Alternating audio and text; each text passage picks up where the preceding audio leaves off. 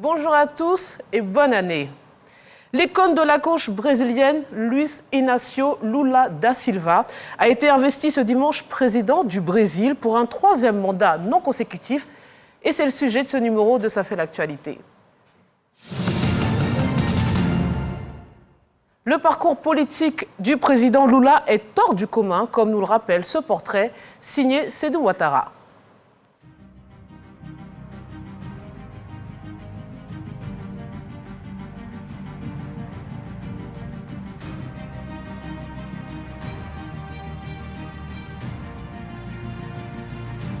Déjà président du Brésil en 2003 à 2010, Luiz Inácio Lula da Silva a de nouveau remporté l'élection présidentielle à 77 ans après avoir enchaîné moments de gloire et revers de fortune en passant par la prison.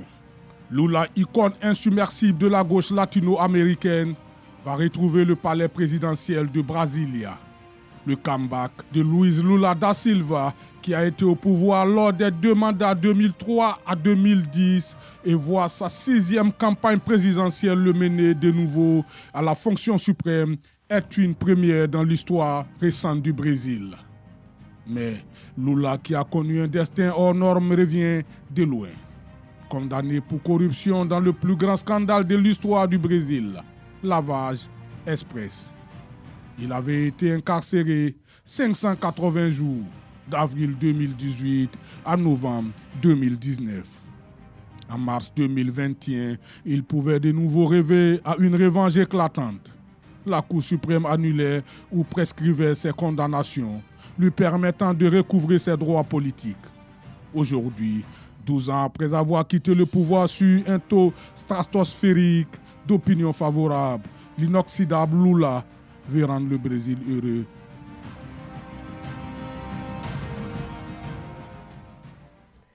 Élu le 30 octobre 2022 après avoir battu le président sortant Jair Bolsonaro au second tour de l'élection présidentielle, Luiz Inácio Lula da Silva, investi le 1er janvier 2023, vit son 3e mandat à la tête du Brésil. Alors, pourquoi Lula est-il aussi populaire? Quel est l'avenir pour le Brésil? Pour en parler, je reçois l'historien Bagaline Goran. Bonjour et bonne année. Merci, bonjour, bonne année à tous et à toutes. Et face à vous, le journaliste Valentin Bougagne, bonjour et mes vœux les meilleurs. Bonjour Fatim et mes meilleurs vœux à toutes et à tous. Alors monsieur, pour essayer de comprendre la vraiment popularité exceptionnelle du président Lula, je crois déjà qu'on retourne en arrière. Quel était le contexte politique et social du Brésil avant l'arrivée au pouvoir de Lula pour la première fois le 1er janvier 2003 ? Le Brésil, comme la plupart des pays d'Amérique latine, durant la guerre froide, était dirigé par un régime militaire de 1964 à 1984. Et il se trouve qu'au fur et à mesure qu'on sortait de cette période de bipolarisation marquée par un démarquage entre deux blocs, il y a eu une poussée de la pression de la rue à partir de 1984 pour que le Brésil revienne dans un système démocratique. Et donc, à partir de ce moment-là, il y a eu la naissance de deux positions politiques au Brésil. Il y a d'une part les syndicats qui ont participé à la contestation pour mettre la pression sur les militaires afin qu'ils cèdent au pouvoir aux civils. Et donc, c'est ce bloc de syndicalistes dont faisait partie Lula qui, après la fin de leur mandat syndical, ont estimé que s'ils voulaient continuer d'exister sur la scène politique, il fallait qu'ils mettent en place un parti. Et ils ont créé ce parti à travers le Parti travailliste, dont Lula a été le premier candidat. Ça, c'est le bloc de gauche, donc qui se positionne sur la scène internationale comme le défenseur de la redistribution des richesses nationales, donc le défenseur du petit peuple. Et puis à côté, il y a la droite. La droite, ce sont les collaborateurs civils du régime militaire qui, disons, sont pour la plupart des grands propriétaires terriens, qui possèdent donc des intérêts économiques, parce que le Brésil, c'est une société très contrastée entre les possédants qui sont extrêmement riches et puis le petit peuple, les ouvriers, qui sont, ou encore les minorités qui sont extrêmement pauvres. Et donc, cette droite-là qui a collaboré avec les régimes militaires pendant les élections de 89 va faire une coalition, se mettre ensemble faire bloc contre ceux qui ont mis la pression sur le régime militaire et ils vont aux élections, ils remportent les élections. Donc, du coup, le pouvoir est transféré des militaires à cette droite-là. Et donc, Lula ne va pas réussir, c'est après la 3e participation qu'il sera élu pour une simple raison que c'est un homme de gauche mais qui a un arrière-plan communiste. Donc il arrive sur la scène internationale avec un discours politique d'extrémiste. Il veut par exemple couper les relations avec le FMI. Donc il a ce genre de positionnement-là. Il a dû s'y prendre par 3 fois, réviser son discours politique progressivement jusqu'à ce que finalement il soit une figure qui rassemble au-delà de la gauche et qui rassure. Donc c'est dans ces conditions-là que finalement, étant perçu à l'avance comme un défenseur du peuple, mais qui a ensuite adopté un discours qui rassure aussi les marchés, a finalement été élu pour la première fois en 2003. Et justement, vous le dites quelque part, mais comment un ouvrier métallurgique de profession devient-il le 1er janvier 2003 président de la République? C'est un parcours exceptionnel. Oui, tout à fait, d'autant plus exceptionnel dans un pays comme le Brésil, qui est connu pour être un pays de grosses inégalités sociales, raciales et autres, d'où c'est extrêmement difficile pour quelqu'un qui vient du peuple d'aspirer, n'est-ce pas, à des fonctions aussi importantes. C'est ce qui rend donc la carrière, la progression de Lula assez exceptionnelle. Il parvient, étant cireur des chaussures à la base, et puis ouvrier métallurgique dès 14 ans, il faut le rappeler. Il parvient donc à monter les sommets, et je pense que Goran l'a dit tout à l'heure, eh bien, il y a une conjonction en fait de facteurs qui favorisent son ascension. Il y a d'abord le contexte politique de l'époque, qui est un contexte assez difficile, marqué donc par la dictature militaire, qui a fait beaucoup de dommages donc à l'économie, à la société. Et après toutes ces années de régime militaire, les Brésiliens en avaient marre, ils avaient besoin de renouveau et autres. Et puis, il y a donc cette rencontre exceptionnelle entre un homme et une situation, et puis il y a l'équation personnelle. Il y a l'équation personnelle de Lula qui s'est révélée être, sans avoir fait des études, appartenir à la grosse élite intellectuelle brésilienne, et bien qui s'avère un tribun redoutable, et qui, également à l'exercice du pouvoir, a su, comme Goran l'a dit tout à l'heure, a su faire preuve de pragmatisme pour pouvoir dépasser les clivages qui l'ont amené au pouvoir, puisque c'était un homme de la gauche pure, gauche radicale à l'époque, et a pu dépasser donc ces clivages pour devenir un personnage assez centré, comme on le voit même déjà avec son nouveau vice-président qui est plutôt du centre droit. Alors pendant sa présidence, Lula met en place des programmes sociaux d'importance, notamment la Bolsa Familia et Fome Zero, qui améliorent sensiblement quand même la situation économique du Brésil. Mais ces mandats sont également entachés, il faut le rappeler, marqués par des scandales financiers qui abîment l'image de son parti et du gouvernement. Quel est le bilan de ces 2 précédents mandats? Le bilan de Lula, je vais dire tout de suite, est présenté, illustré notamment par le pourcentage d'opinions favorables dont il était crédité lorsqu'il prenait sa retraite. Il était crédité de 87% d'opinions favorables. Ça n'existe nulle part dans aucun des pays du monde. Et cela reflète un peu l'opinion que les Brésiliens avaient de sa personne jusqu'à ce qu'éclatent les scandales qu'il y a eu. Lula a lancé le programme Bolsa Familia, mais pas que. Il a aussi lancé le programme d'accès aux produits pharmaceutiques de première nécessité, qui était pratiquement gratuit dans les quartiers. Et il a lancé aussi le programme Fin Zéro, comme vous l'avez dit tout à l'heure, et qui consistait à faire en sorte, à donner des allocations pour permettre aux plus pauvres d'avoir accès à la nourriture.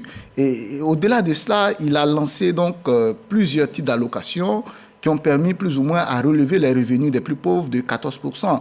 Et il a même inventé un système pour permettre à ce que toutes les couches sociales du Brésil puissent avoir accès au crédit immobilier, de sorte que son action a touché en fait ce qu'on peut considérer comme les domaines essentiels de la vie du citoyen. Ce n'est pas des investissements à travers des infrastructures lointaines, mais ça concerne le logement, ça concerne, je dirais, le vêtement, la nourriture, donc des questions qui touchent intimement à la vie domestique des gens. Et puis, évidemment, il y a eu quand même des échecs parce qu'il ne faut pas aussi idéaliser son passage à la tête du Brésil. Et son premier échec a été surtout le problème de la violence qu'il n'a pas réussi à résorber. L'insécurité, qu'on lui reproche encore pour lequel le Brésil était connu à l'international, parce que chaque fois qu'on parlait du Brésil dans les actualités internationales, c'était en termes d'affrontement de gangs dans les favelas. Il y a eu plusieurs productions cinématographiques, des documentaires qui se ramassent à l'appel. Mais au-delà de cela, le deuxième échec, c'est le problème justement des détournements qui a fini par le rattraper. On va s'attarder dessus parce que vraiment, il y a des questions à soulever. Vous êtes d'accord, sur le plan socio-économique, son bilan est positif, mais sur d'autres questions, dont l'insécurité et l'aspect des scandales financiers, là, c'est plus contestable. Oui, voilà, globalement, c'est ça, Lula. C'est un bilan contrasté.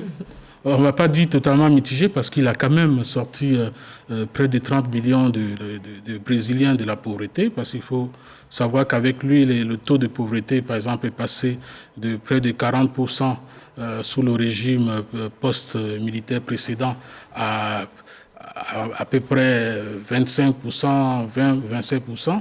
Donc c'est quand même un travail énorme qu'il a fait. Je crois qu'il a rappelé tout à l'heure, à juste titre, tous les programmes phares, les programmes sociaux qui l'ont distingué dans un pays où, on l'a dit en entame donc, de ce débat, on l'a dit en entame, eh bien, que c'était difficile. C'est un pays de grosses inégalités. C'était difficile donc de sortir d'une strate sociale à une autre, mais il est parvenu quand même à faire émerger une forte classe moyenne. Et du coup, cela s'est vu avec la consommation donc, qui a été relancée, il y a tout ce qui suit, tout ce qui accompagne les classes moyennes, un développement du pays, mais à son désavantage aussi.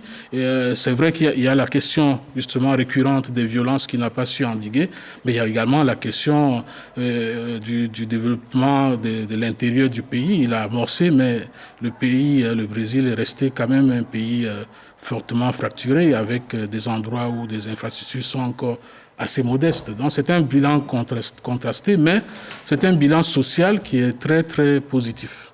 Alors revenons sur ces affaires de scandale. En 2018, il est condamné en appel à 12 ans de prison. Et en 2019, à la suite d'un recours, il est libéré. En 2021, le tribunal suprême fédéral reconnaît la partialité du juge Sergio Moro, qui l'avait fait condamner, annule ces 2 condamnations pour vice de forme. Monsieur, la difficulté avec un dossier traité, jugé par vice de forme, c'est qu'on ne traite pas le fond. Donc, impossible pour nous de savoir si finalement ces accusations de corruption étaient fondées ou si c'était un acharnement politique dont il a été victime. Qu'est-ce que vous en pensez ? Puisque finalement, on ne le saura jamais. Ce que la décision des juridictions nationales, disons, a arrêté, c'est que le dossier déjà, non seulement il y avait vice de forme, sur le principe qu'il y a eu la conviction d'une collusion entre le juge Moro et le parti de Bolsonaro, parce qu'ils avaient besoin que Lula soit écarté pour que Bolsonaro arrive au pouvoir. Et d'ailleurs, l'une des preuves, c'est qu'une fois que, en plus des écoutes téléphoniques qu'il y a eu, c'est qu'une fois que Bolsonaro a été élu grâce au fait d'avoir réussi à écarter Lula, ce juge a été nommé ministre de la Justice. Donc déjà, ça faisait un retour d'ascenseur. Absolument. Donc ça, c'est le premier élément. Le second élément, c'est que de façon traditionnelle, au Brésil, la droite, que ce soit la droite ou l'extrême droite, s'est toujours positionnée sur la scène nationale, politique nationale, comme le défenseur des valeurs morales. Depuis même la fin du régime militaire, c'est-à-dire qu'ils ont pris ce positionnement de défendre la justice, la morale sociale. Et donc, c'est un positionnement traditionnel classique que Bolsonaro a récupéré en essayant de trouver des raisons d'accuser Lula et son équipe. Mais dans le fond, comme l'a dit la décision finale, le dossier était vide. Donc, en plus du fait qu'il y avait eu cette collusion entre les juges de Curitiba, qui est le juge de la circonscription dont relevait les poursuites, en plus de ce fait-là, c'est qu'on s'est rendu compte que normalement, au Brésil, on ne déchoit à l'accusé de ses droits civiques et on ne le prive de sa liberté qu'après la fin du processus.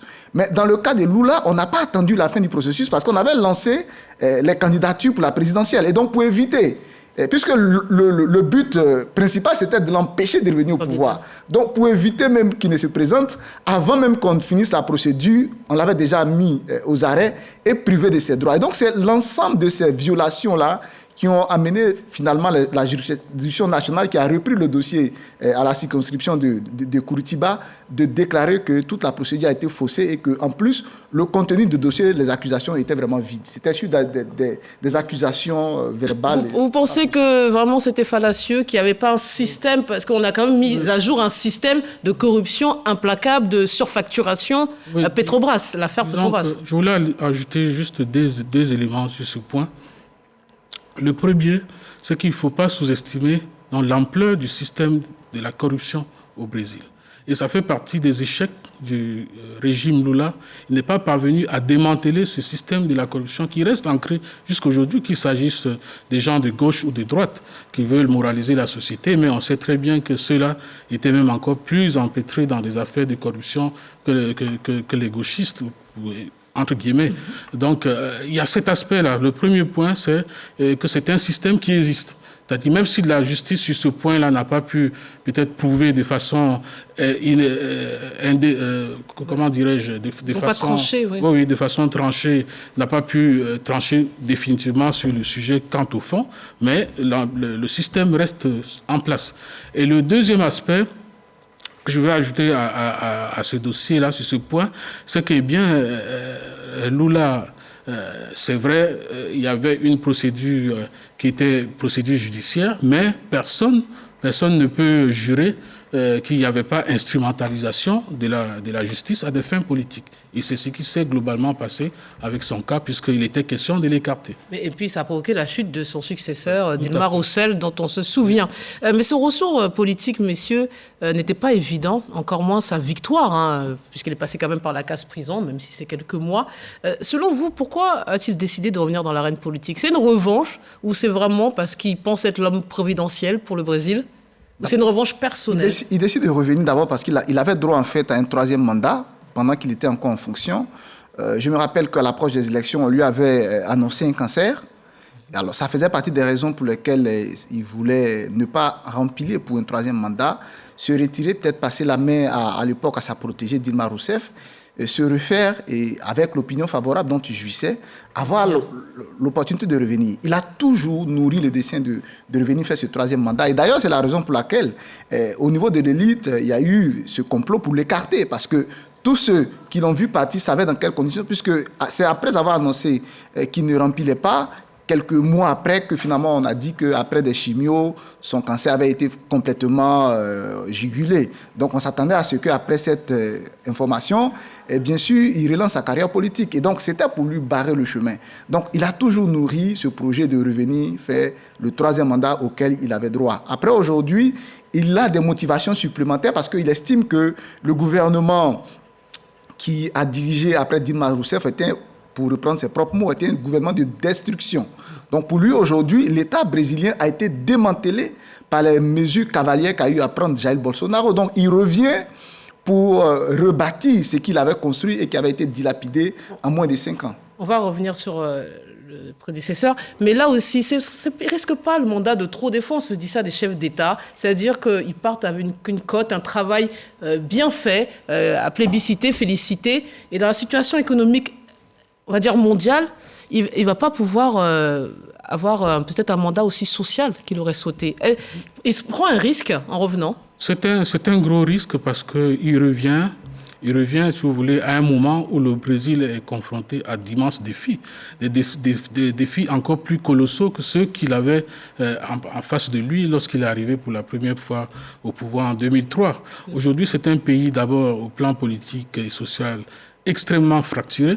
Il n'y a plus un seul Brésil, il y a plusieurs Brésils. Vous avez d'un bout à l'autre du pays du Nord-Est, selon que vous êtes de la région la plus pauvre, dans le Nord-Est à d'autres régions, c'est carrément, vous êtes dans le même pays, mais vous êtes comme sur deux continents différents. Donc c'est un enjeu énorme de pouvoir donc réconcilier ce pays qui a été véritablement fracturé par les années de présidence Bolsonaro.